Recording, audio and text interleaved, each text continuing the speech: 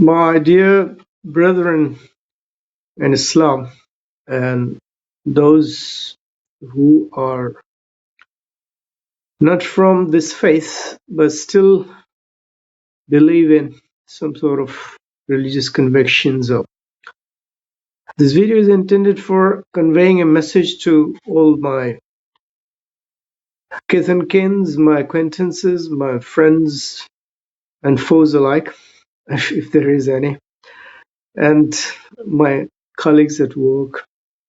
In fact, it's indeed humbling to accept the very basic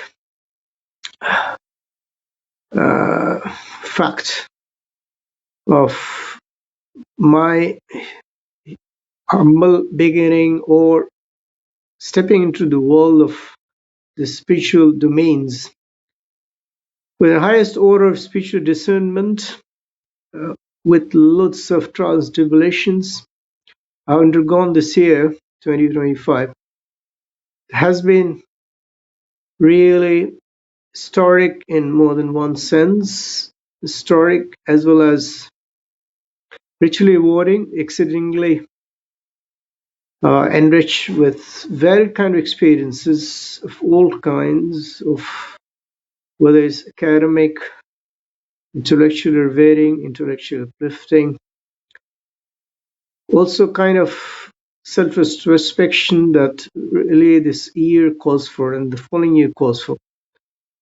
New Year celebration for me comes not for just to change the year, change the calendar. That's what's actually happening, and I'm witnessing year change in 3 time zones because my family dispersed. But for me, every year counts, not years, also every moment that we are blessed with by God.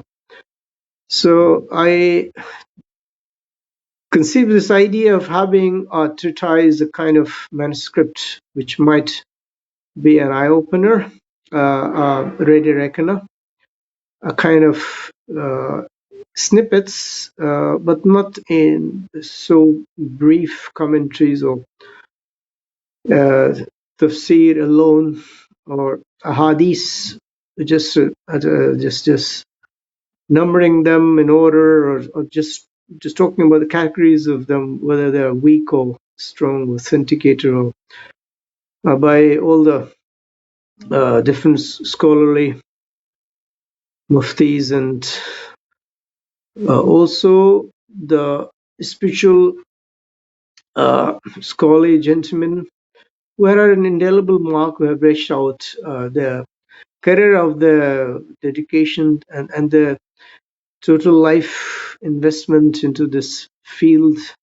I'm talking about all kinds of fiqhs, belief systems, and all kinds of narrations, all kinds of, whether it's in the sense of historicity.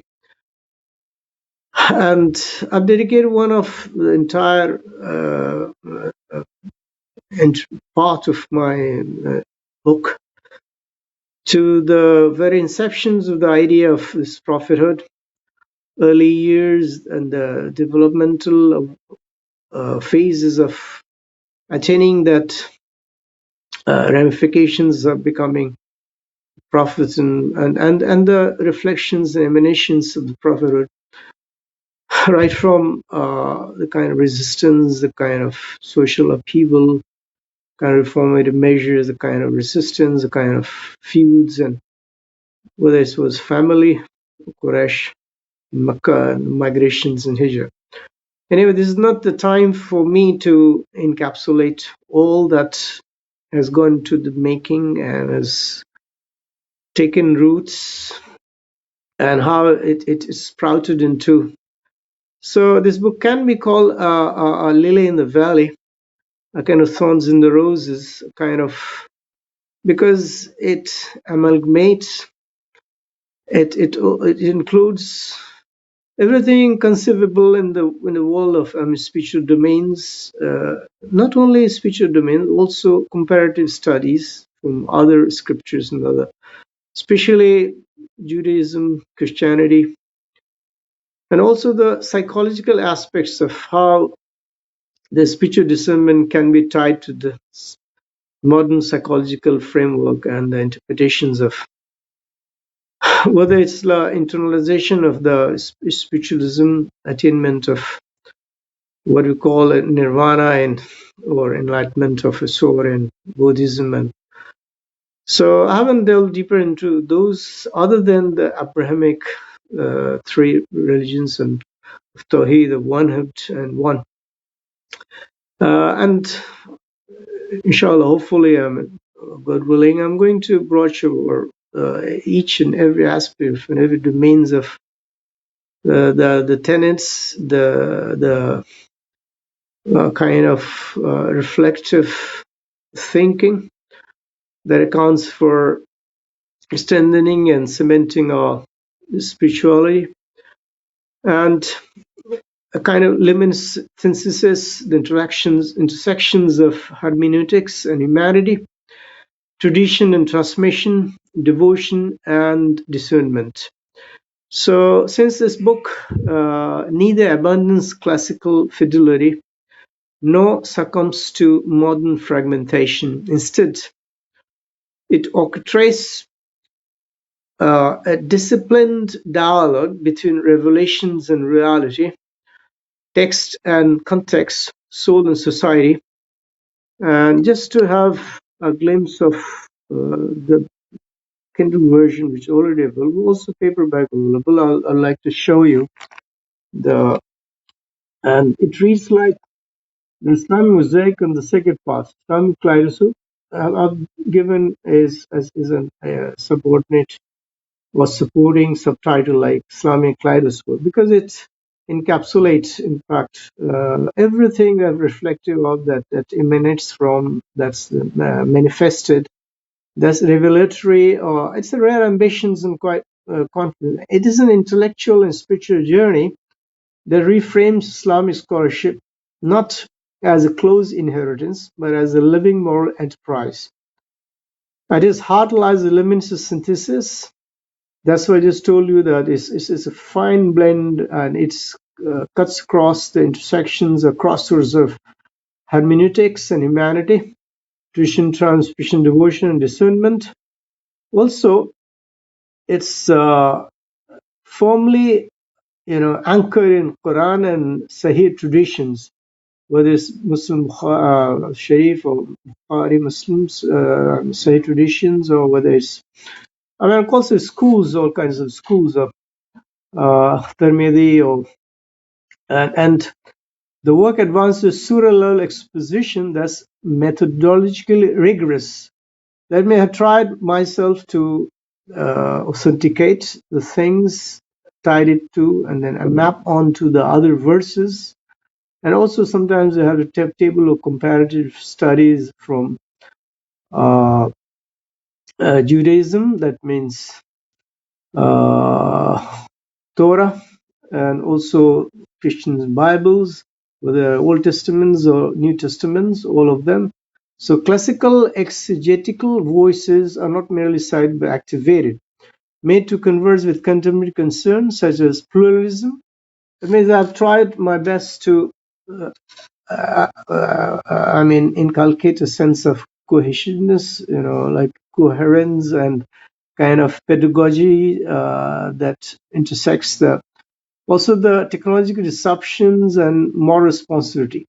This result is a hermeneutical mosaic, and that's why I named it as Islamic Mosaic, because each title, if you think of the components or distinct parts of Jews, distinct each color rooted in traditions, yet together forming a coherent and forward-facing whole.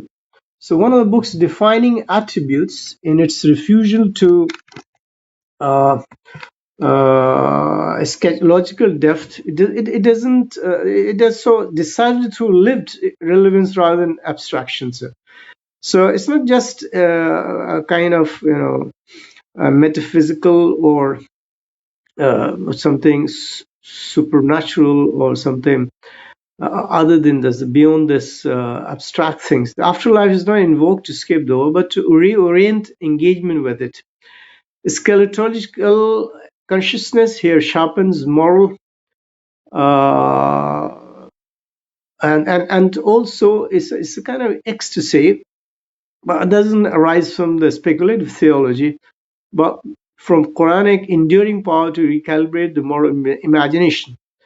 Most of we Muslims, we have lots of a reverential attitude and towards Quran as one of the holy books, but we really don't take pain to scrutinize what is meant for all the entire humanity at large to imbibe from and to find revelatory, and I'm trying to include commentaries and also some kind of classroom pedagogical practice, that if one has to teach, one has to have a kind of course syllabus.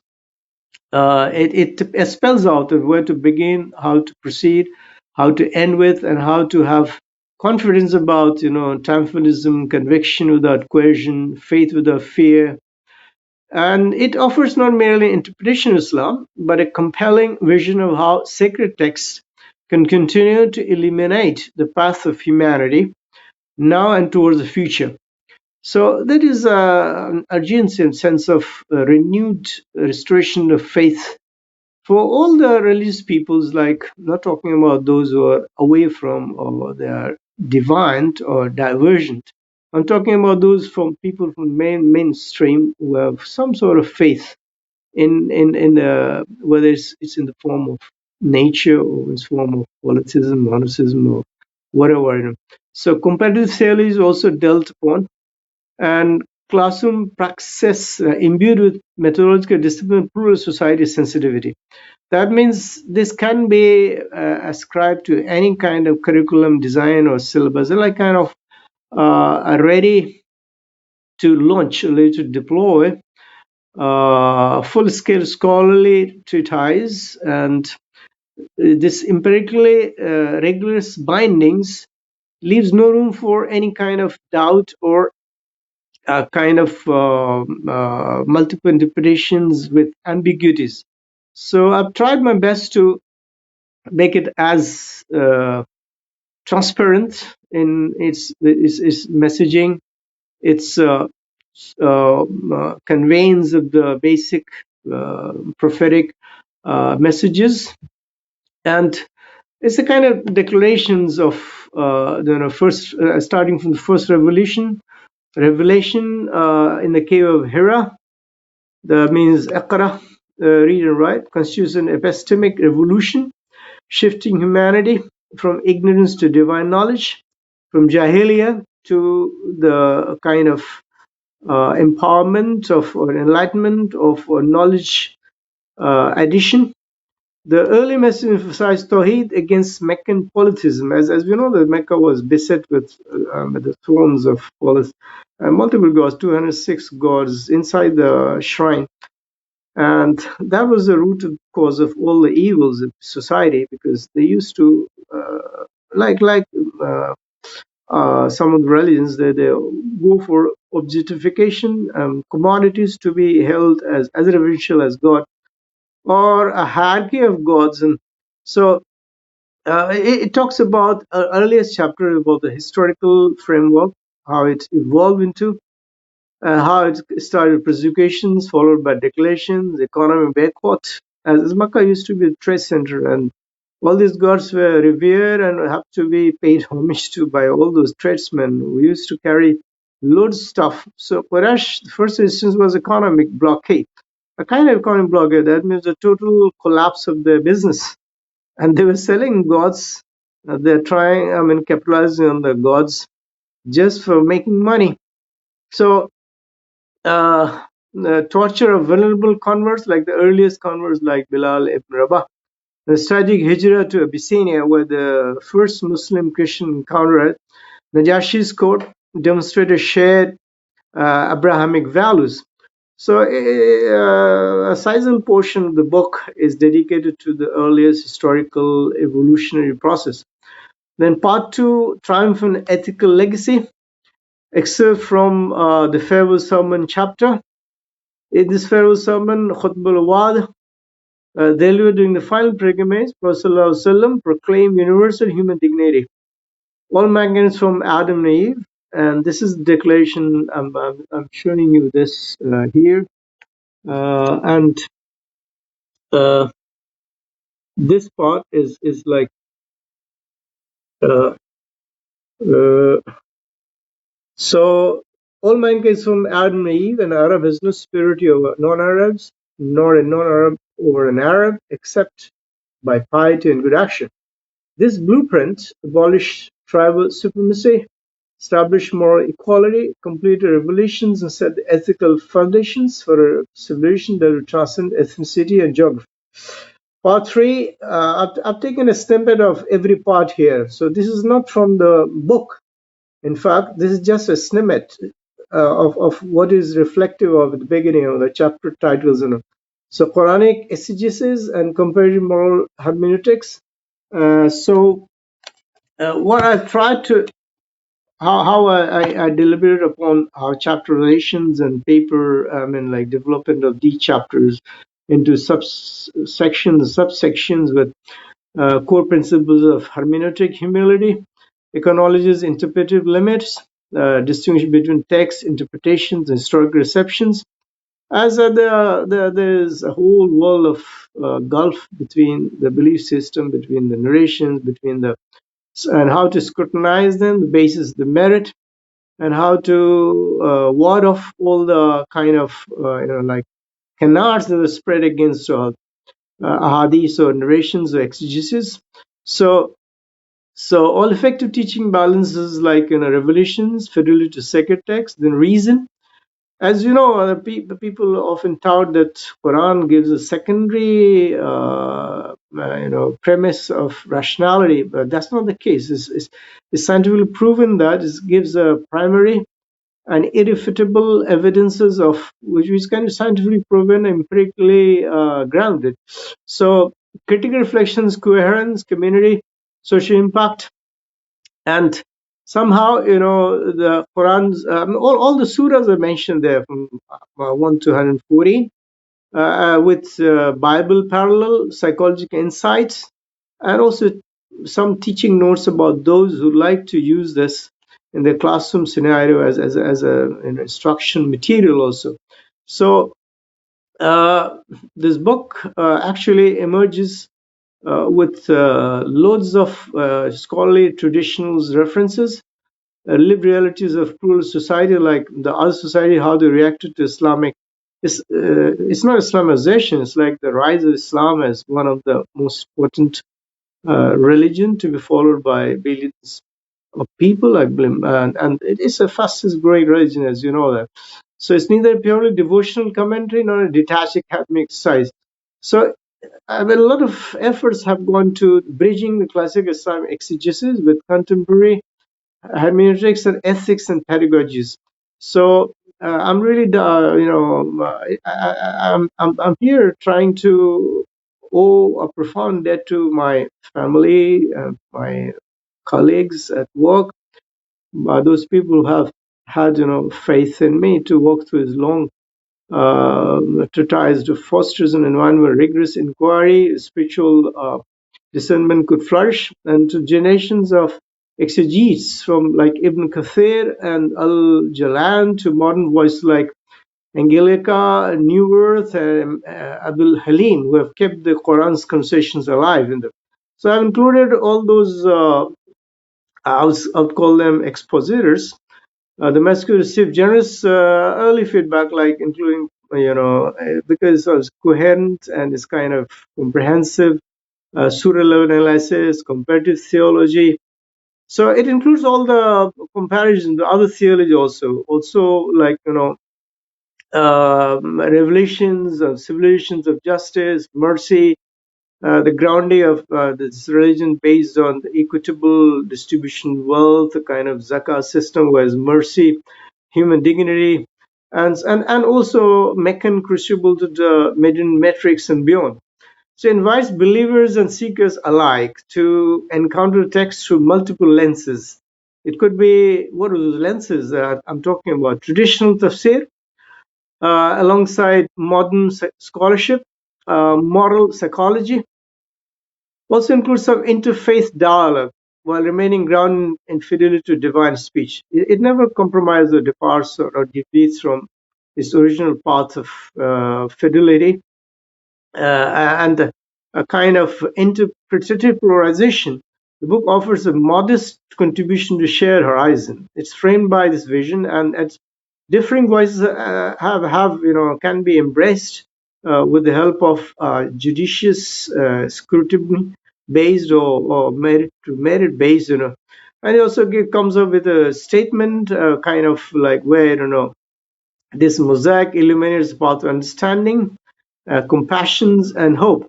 So the video is getting even longer with kind of even a brief description, because it runs into 700 pages. And I've tried my best to incorporate, as far as like humanly possible, for a layperson like me, who have just ventured into this spiritual, ever-expanding and fast-expanding domains of where any kind of knowledge is just an iota of, it's a kind of drop in the ocean.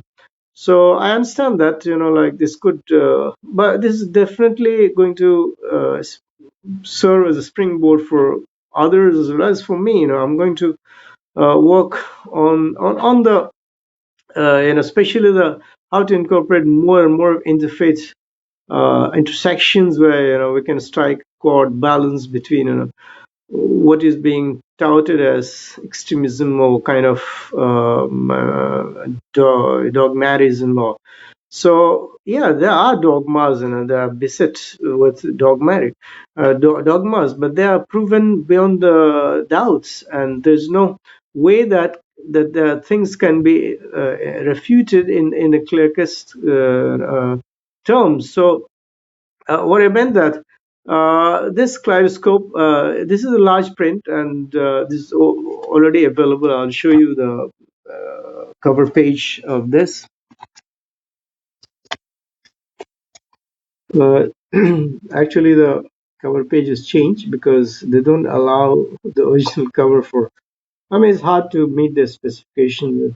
So this is what it looks like. This, and I encourage those guys who are wanting to expand the horizons of their knowledge about the Quran and Ṣaḥīḥ traditions, and also Ahadith to get in touch with me. I don't mind sharing the original manuscript part of it, depending upon the area that someone is interested in.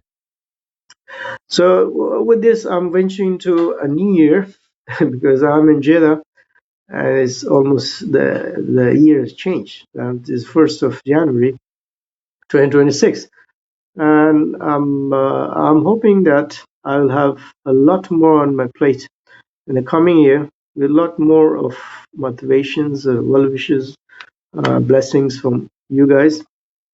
You have been a massive support and a cornerstone of personal refinement, and obviously it's an evolution process, even for the prophets. The becoming a prophet, evolution. I mean, there are phases where every individual or even with a prophetic mission, it evolves over the years, over the stages, over the periods of life, with experiential learning, with kinds of trials and tribulations in life, and the kind of resistance, feuds. No wonder that human beings are endowed with infinite capabilities of achieving as much as God wills us, that every human should capitalize on that most that he is endowed with by. And there's no boundary that could be set as a limit. The sky is the limit for whether it's technology, whether it's spiritual awakening, discernment, or finding the truths, and also like having a formidable conviction of becoming a true believer, whichever religion people belong to. So they have to continue practicing in the real term, not just by touting and professing and not practicing in the real life. Wishing everybody, every reader, potential reader, everyone who's shown interest in very blessed and rich hidden enriches with the coming year and years after. Thank you. Have a blessed day, the entire mankind.